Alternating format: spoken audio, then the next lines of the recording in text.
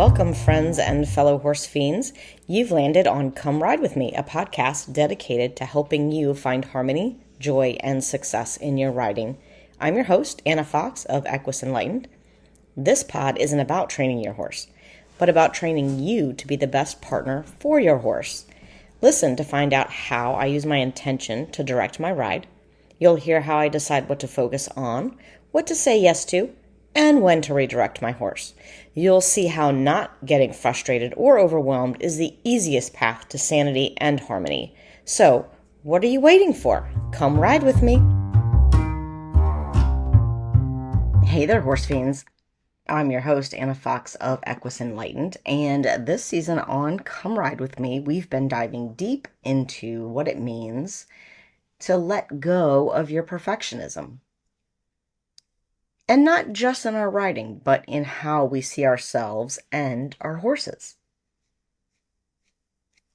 But today we're going to do something a little different because I got a question this season that really stuck with me. It's one of those questions that so many of us have felt at some point, asked ourselves, but maybe we just never said it out loud. So what this person said was, did my horse actually do evil on purpose? Right, that question made me pause, not because I hadn't heard something like it before, but because it perfectly captures the moment when we start to question the old ways of thinking. So today I want to unpack that question, and I've also got a big announcement about where the show is heading, and a new journey that you can join me on that I'm calling Reconnect, Rebuild, and Ride with Heart. So let's get into it. This season on Letting Go of Perfectionism, we've been exploring what happens when we let go of the belief that every ride has to be perfect, that we have to be perfect. Because perfectionism doesn't just add pressure, it creates disconnection. It makes us second guess ourselves. It causes us to micromanage our horses and mistake control for communication. But when we step back, when we stop gripping with our knees, clenching our jaw, and chasing some imaginary perfect ride, something amazing starts to happen. We begin to feel. We listen. And we start riding with empathy instead of ego. And when we open up that space by letting go of our perfectionism, that's where a real partnership with our horses can finally begin. So, did my horse actually do evil on purpose? I want to answer this question with so much love and so much understanding because I know where this question's coming from.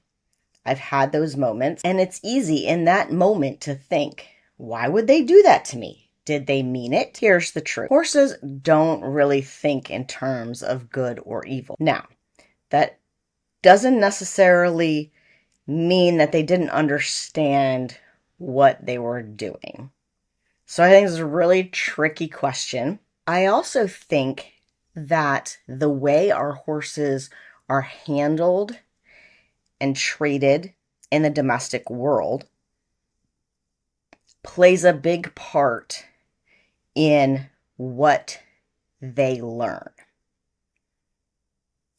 I think horses that are either wild and free or horses that sort of live wild and free, but maybe they do have domestic purposes, but for the most part they get to live like real horses in herds on lots of land. It's a little bit more common out west than it is here in Virginia. But horses like that, I think, absorb less of our human, for lack of a better term, bullshit than horses that live with us and deal with us day in and day out. And we have to remember that those horses that do that did not ask to deal with us day in and day out. We have brought them into this world. So that is completely our responsibility. That's down a whole nother rabbit hole. But back to the question. Horses don't have a moral reasoning the way humans do. Generally, they respond. So they are reacting to pressure, confusion, discomfort, or fear. And what we often label as bad behavior or evil intent is usually really just a fight or flight response. It's the horse saying, I'm overwhelmed, I don't feel safe, I don't know what to do with this pressure. Sometimes it shows up as bolting or kicking or biting. Sometimes it's shutting down completely. But underneath all of it is just their nervous system trying to survive. And when you start to understand the neuroscience of the horse's brain, and this research is relatively new, you start to get a different perspective. And that means a mean horse could just become a stressed horse, a disrespectful horse, maybe a confused horse. The evil horse, likely they're just trying to protect themselves the only way they know how, because that's just the way their brain works. And this research that's being done is really important so that we understand our horses better. I also think that being in its infancy, we do not fully know what horses are capable of learning. But when we combine empathy with science, we start to understand more about what's going on beneath the behavior. And we can respond to it differently, with curiosity, with clarity, with compassion. And this is where the partnerships begin. And it's the exact kind of mindset shift I want to keep exploring with you. And all of that being said, I'm going to tell you a story about how I think horses do learn that they can irk their people.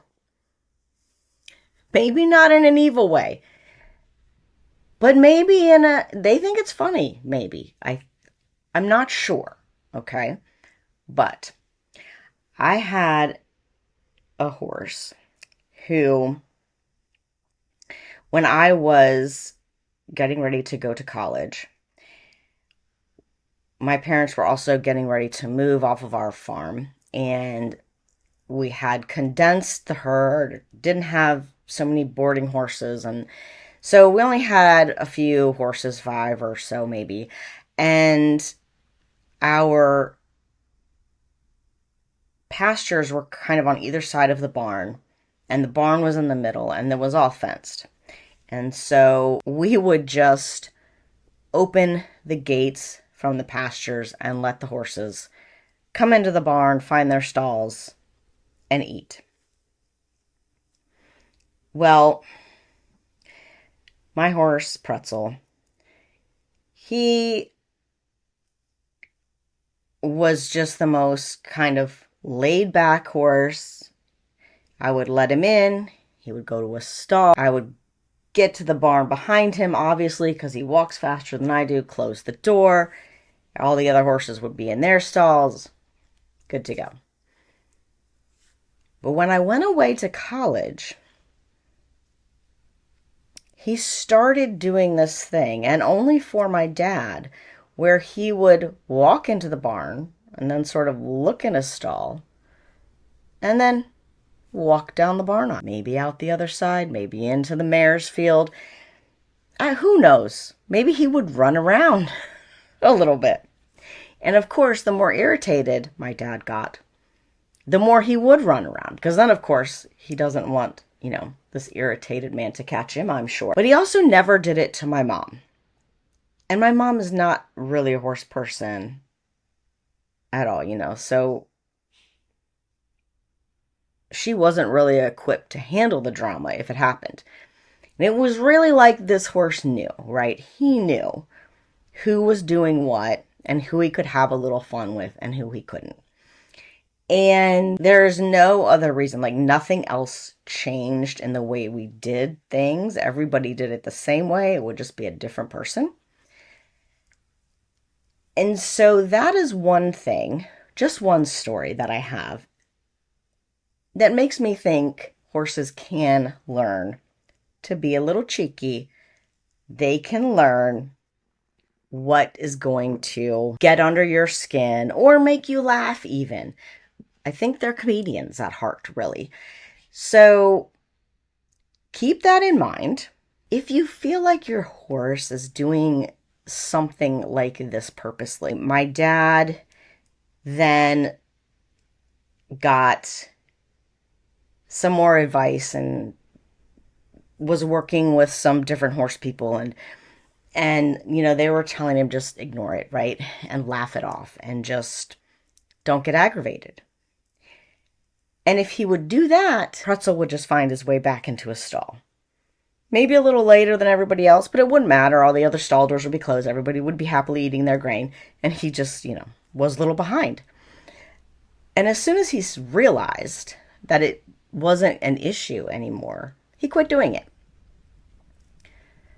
So, yes, I think horses do have the capacity to learn things like that.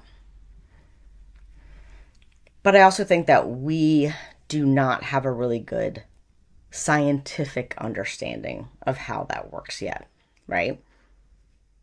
So, think with science, feel with empathy, and then lead with curiosity and compassion, and try to be really clear on what your expectations are for your horse and what you want out of your partnership together.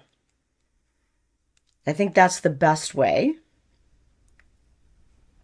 rather than pigeonholing horses into, no, they're not smart enough to do that. They don't think like that. They only live in the moment. Whatever all those things we've all heard are. Honestly, I don't think there is enough research out there yet for us to know the truth on that. So, what I do know is that they are very smart animals, and I think we drastically underestimate their capacity and their intelligence. So with that, this podcast, Come Ride With Me, is what I started calling it last season. Letting Go of Perfectionism this season is evolving. Basically because I've learned more about how podcasts are ranked and SEO and all those wonderful digital entrepreneur things that you would never know if all you did was ride horses like I did for 40 some years. So we are changing the name of Come Ride With Me to The Thinking Horse and Rider. And not just because of SEO and what people search for when they want to find podcasts about horses. It's also because over the last year, I've noticed in conversations that I've been having with everyone that you don't just want tips and techniques. You want understanding and you want insight. You want a relationship with your horse that's based on mutual respect, not force, not pressure, not micromanagement. So the Thinking Horse and Rider is going to be for riders like you, the curious ones, the empathic ones that are ready to question old habits, ready to understand horses on a deeper level. The new version of the show will focus on strengthening the horse-human bond through empathy, science, and lived experience. Mine and some guests. You'll still hear the solo episodes from me, but I'll also bring in experts on equine behavior, biomechanics, partnership-based training, whatever we can find, right? We'll share stories, tools, and honest reflections, because becoming a thinking rider means becoming a feeling one too. And for those of you who want to go deeper, who don't just want to learn about this work or hear about it, but actually live it with your horse, I've created something new for you. right now we're calling it Reconnect, Rebuild, and Ride with Heart. It's going to be my new online course experience, and it's a step-by-step journey through what I call the 7 seeds of partnership. It's really meant for riders who are either welcoming a new horse into their life, or maybe you have a horse that you feel like you need to reconnect with. So whether you're coming back from a break, starting over from a rough patch, or just craving more connection, this course is like a how-to guide. And it's for the horse that you have, not the imaginary perfect horse. Because even if you tried the perfect horse and bought that horse and brought him back to your farm, they're probably not the same perfect horse they were that day on their farm. And that's something that we need to really be able to understand and empathize with. And it's also for the rider that you're becoming, not the one that's stuck in the old patterns. We're going to slow things down, break things into manageable pieces, and start rebuilding your foundation with your horse from the inside out. So if you love what you've been hearing on the show and you're ready to bring that heart-centered approach to the walk, head to my website, equisenlightened.com, and of course I will put it in the show notes, and sign up for the email list, because this course is going to go out to my inner circle first. Going to be a really low price for the first time, so it's going to be a beta group, and you guys are going to help me develop the course. If you're not on that list, you're not going to hear about it first. I have to limit the number of people I can have in the group. So spots are going to be limited. You want to be on the email list. And then next episode, we're going to kick off a new season under the Thinking Horse and Rider name. And we'll start to dive deep into that first seed of partnership, how to reconnect with your horse when things feel distant or broken. We're going to talk about trust, forgiveness, delve into the stories that we tell ourselves that either help or hurt our partnership. And I'll share more about why I created this course and how it's helping riders just like you write new stories with the horses they already have and make successful stories with the horses they're getting. I want to thank every single one of you who's been listening to this podcast, who's shared it, who's grown alongside with me through Come Ride With Me. We're thinking of this rebrand not as a goodbye, it's just a level up to the new Thinking Horse and Rider. And don't worry, the best is yet to come. So if this episode resonated with you, I would love for you to subscribe now. I'm not going to change the feed, so I'm just going to change the name. I might leave the cover art the same, basically, for now, because I don't want to confuse people. That may change in the future, but you won't have to resubscribe if you're already a subscriber or if you follow on whatever podcast app you use. But share it. Tell your friends to subscribe and follow as well. You know you have some friends out there that need to hear it. Check out equisenlightened.com and get on that email list so you can be the first to know when Reconnect, Rebuild, and Ride with Heart comes out this month. And if you've got a question, send it in. I might answer it in an upcoming episode. Thanks for riding with me, and I'll see you next time as the Thinking Horse and Rider. Happy riding! Thanks for listening to this week's episode of Come Ride With Me. My goal is to demonstrate to riders that we don't have to do something every second of a ride. We don't have to do things a certain way or at a certain time. Just staying present with your horse and gathering non-judgmental information about how they are going is way more beneficial than overthinking and overworking. If you'd like to learn more about what I do at Equus Enlightened, you can find me at equisenlightened.net or on patreon.com/equisenlightened. You can also find me on social media as Equus Enlightened. I will put all the links in the show notes. And until next time, happy riding. Oh, before you go, please remember to rate, review, and share this pod so others can find it. I would love constructive criticism, but like my mom used to say, if you don't have anything really nice to say, there's no need to say it. Just ride on, my friends. Have a great week.